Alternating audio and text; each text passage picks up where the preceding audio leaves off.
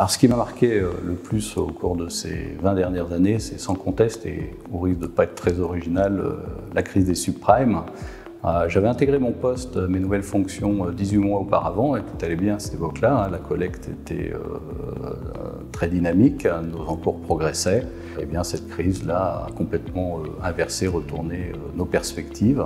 Cette même année 2008, et c'est ce pourquoi aussi je me souviens particulièrement de cette période-là, on avait une mesure réglementaire qui permettait aux salariés de percevoir immédiatement leur prime de participation sans avoir à la bloquer 5 ans, comme c'était le cas auparavant.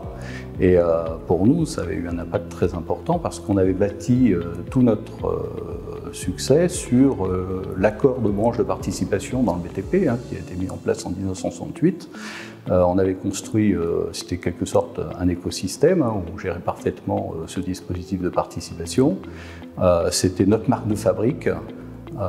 Et ça devenait d'un coup un petit peu notre talon d'Achille, puisque à l'époque c'était 60% de notre collecte, et on ne le savait pas encore, mais on allait en perdre la moitié.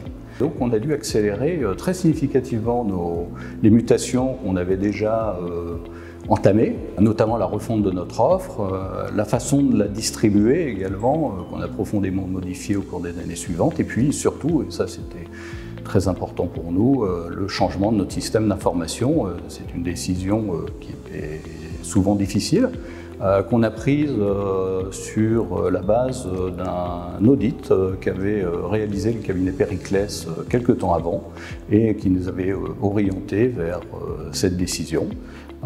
Et finalement, eh bien, en 2021, nous sommes toujours là, solides, indépendants, avec nos outils, maîtrisant notre offre, et je veux dire que c'est une satisfaction.